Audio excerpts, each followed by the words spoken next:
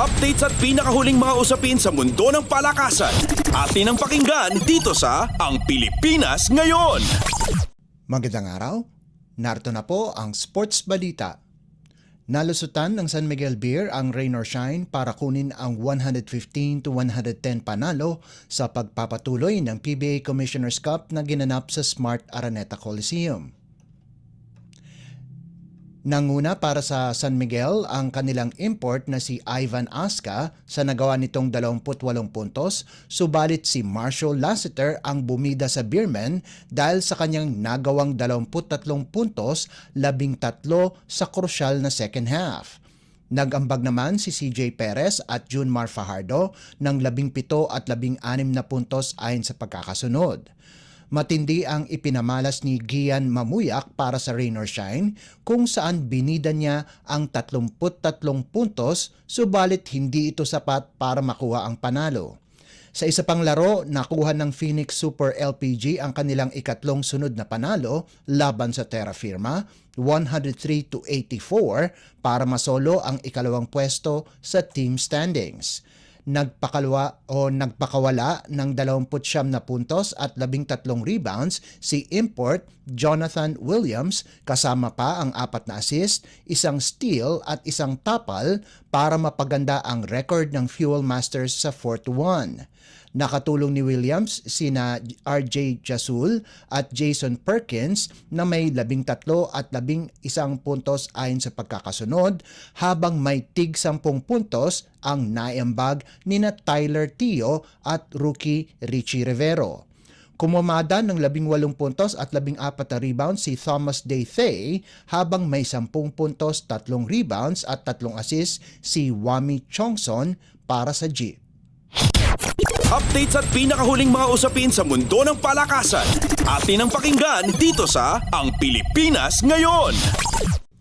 Isang panalo na lamang at mapapasakamay na ng University of the Philippines ang korona ng UAAP Season 86 Men's Basketball Championship. Ito ay pagkatapos dominahin ng Fighting Maroons ang De La Salle University 97-67 sa larong ginanap sa Mall of Asia Arena sa Pasay City.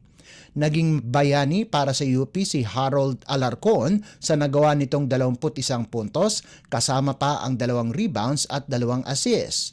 Nakakuha naman ng tulong si Alarcon kina Francis Lopez na nagtapos ng may double-double, 15 markers at 11 boards, habang nagambag sina JD Kagulangan at Jerry Abadiano sa nagawang 11 at 10 puntos ayon sa pagkakasunod.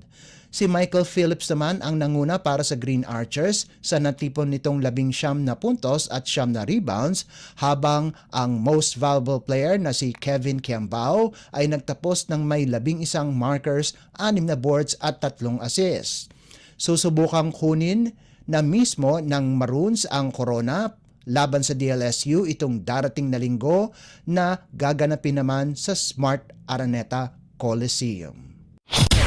Updates at pinakahuling mga usapin sa mundo ng palakasan. Atin ang pakinggan dito sa Ang Pilipinas Ngayon. Layunin ng defending champions Creamline Coal Smashers na mapanatiling malinis ang kanilang record sa pagpapatuloy ng Premier Volleyball League o PVL Second All-Filipino Conference na gaganapin sa PhilSports Arena sa Pasig City. Makakalaban ng Coal Smashers ang Akari Chargers ngayong Huwebes ng hapon pagkatapos ng tapatan ng Galleries at Girl Floor. Magbabanggaan naman ang F2 Logistics at PLDT Home Fiver sa main game sa gabi.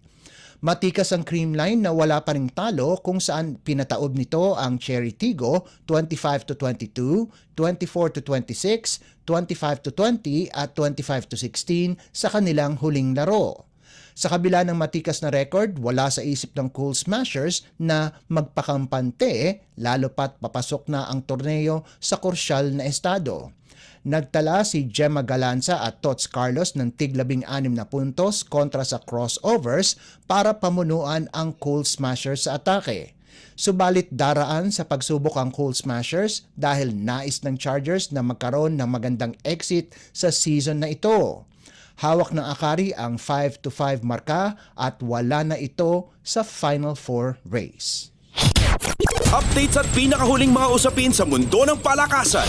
Atin ang pakinggan dito sa Ang Pilipinas Ngayon.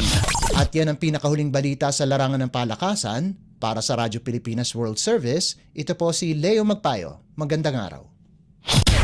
Updates at pinakahuling mga usapin sa mundo ng palakasan. Atin ang pakinggan dito sa Ang Pilipinas Ngayon.